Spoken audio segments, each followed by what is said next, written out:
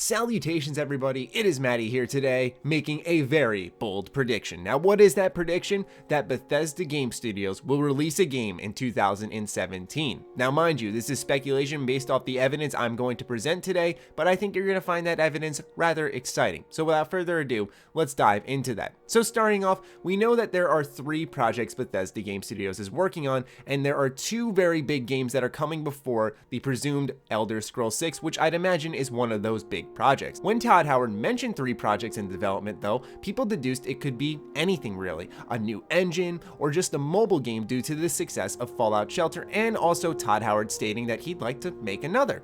In an interview with Pete Hines by GamePro, he clarified that's not really the case. Gonna reveal Elder Scrolls 6 right now.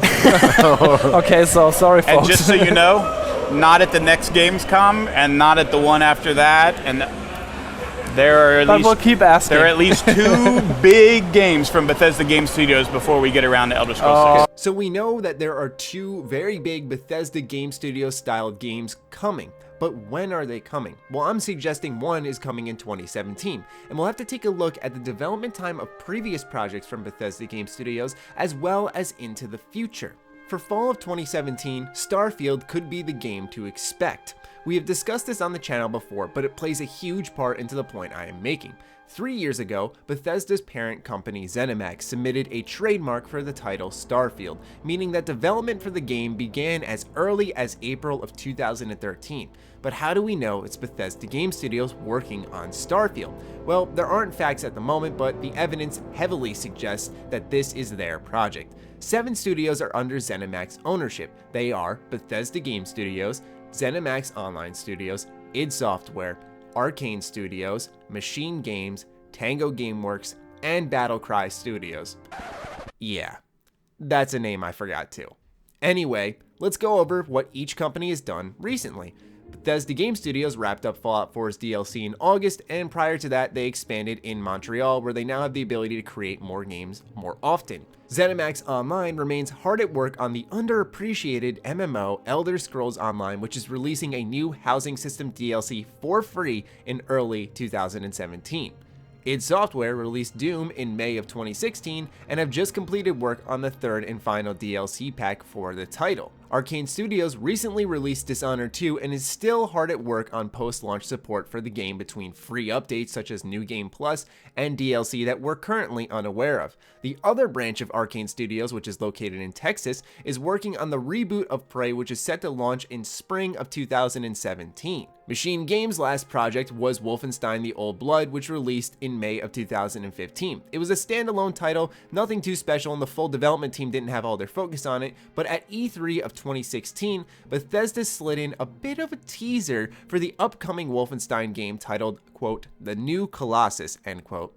Lastly, we have Tango Gameworks, which still remains in the dark on whatever they've been developing, and my fingers are crossed for a Evil Within sequel, as that game was amazing, and also Battlecry Studios, which is, well, I feel they're having a case of Prey 2, where they've just been in a standstill in development for a while as there's a disagreement on where this game should go. Also, there wasn't much excitement generated for the game, which Pete Hines had mentioned in multiple interviews where people aren't interested, so perhaps they haven't given up on the idea of Battlecry, but I'd imagine they're reforming exactly what Battlecry could be and how it'll excite people nowadays. So why is it important to highlight what each developer is working on? Because that only leaves us with Bethesda Game Studios and Tango Gameworks as potential candidates for Starfield. How did I deduce it was Bethesda Game Studios' project though? When Starfield was initially discovered via a legitimate trademark submission by ZeniMax, the Goods and Services section, which I will have linked in the description if you want to look for yourself, confirms that it is a video game, naturally, but also that there will be some form of a mobile software.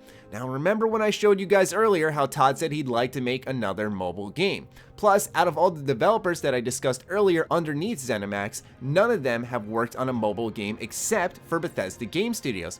It's safe to say that a lot of Fallout Shelter's success correlated with Fallout 4's excitement, but also because it was a good game. I'd imagine Bethesda Game Studios will continue this trend in their next announcement, considering not only does it excite fans get their hands on a product similar to what they're really waiting for sooner, but it'll make them stacks of cash in a quick manner as well. Fallout Shelter was immensely successful successful in the financial department as well as fan reception, and Bethesda knows that, and they'd be silly to not repeat that same success with their next game.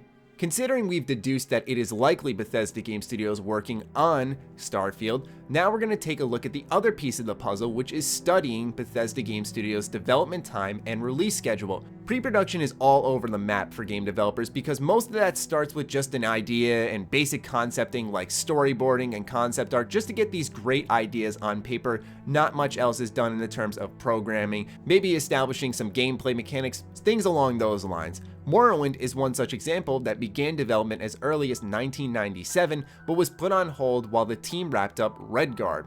Full development fired up a year later, and the game was released in 2002.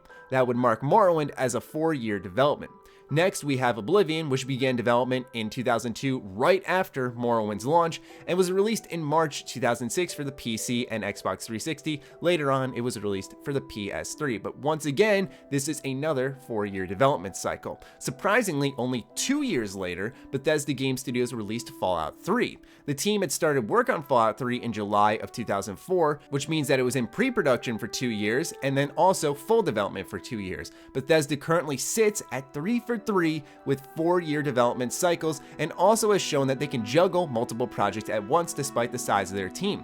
The reason I mention this is because with Fallout 4, people believe that, oh, they just finished DLC, they've been busy. Skyrim Special Edition, even though that was developed by the Montreal studio. So some have suggested that it's impossible for Bethesda Game Studios to have a game out this soon, but it's actually not improbable because they've been doing it all along. Next up is Skyrim. Now remember how I said pre-production can be all over the place? Well, the ideas for Skyrim started pouring in at around the time of Fallout 3's development. It obviously wasn't until 2008, when Fallout 3 had launched, that Skyrim entered full development. Only 3 years later, which is a bit of a surprise given the scope of the game, Skyrim launched in 2011. Last, we have Fallout 4. Pre-production for this title began at the end of Fallout 3. So, quick fun fact, think of it this way, Fallout 4 and Skyrim were being conceptualized while gamers were busy diving into Fallout 3 and its DLC. I don't know about you all, but I just find that really crazy. Anyway, Fallout 4 launched in fall of 2015, but the project didn't have the entire team's focus until after Skyrim's DLC was complete and the team felt okay shifting, which was in early 2013. Now, have you noticed a trend here? Pre-production has been a bit all over the place and we can't nail a consistency there, but almost all the games Bethesda has created for over a decade have had 4-year development cycles. Why would that change for Starfield? If production started in early 2013, around the same time the team put their full focus on Fallout 4, then that'd roughly give 2 years to develop the entire game, which isn't far-fetched given Fallout 4's quick development, and Fallout 3 was even quicker. Once again, we can't forget that Bethesda Game Studios has recently expanded. Games were already developed at a relatively quick pace with a 100+ man team in Maryland, but with additional staff, it isn't too crazy to think about a Bethesda Game Studios title launching in 2017. What exactly could Starfield be? Well, it's been described as a sci-fi open world shooter, where I'd imagine it'll be something akin to a mix of the Bethesda Game Studios exploration in an Elder Scrolls or Fallout game, but also that planet-to-planet exploration loaded in Mass Effect. Hopefully, Bethesda doesn't leave the role-playing behind, but that's what I'm imagining they're doing. Also, some might be asking what exactly this mobile software could be. It might not be like a Fallout Shelter game. It could also be something similar to the Pip-Boy app, which was considered software under the Fallout name, so it could tie into the game as well. And the last point I want to make to put the icing on the cake with this video is that I showed an article earlier on how Todd Howard said they're working on 3 big projects that are unlike anything they've worked on before. So I know some people will think Elder Scrolls, some people will think a new Fallout game given its financial success, which I'm sure both of those are in some degree in development or pre-production. But I feel like since they're nothing they've done before, that would also hint at the fact that it's Starfield, considering the fact that, well, Bethesda hasn't done anything really outside of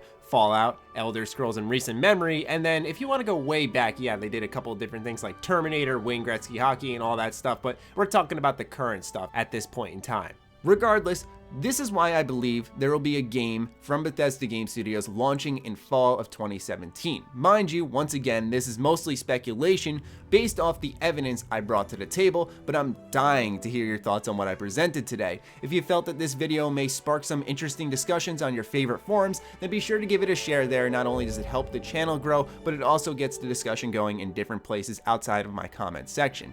Anyway, I'd love to hear your thoughts once more. Be sure to follow me on Twitter, like me on Facebook, The links are in the description down below, along with some of the sources that I mentioned in this video. Check out triggerbomb.com, the place by Bethesda fans for Bethesda fans. Other than that, stay sexy, stay active. I love you all. Peace.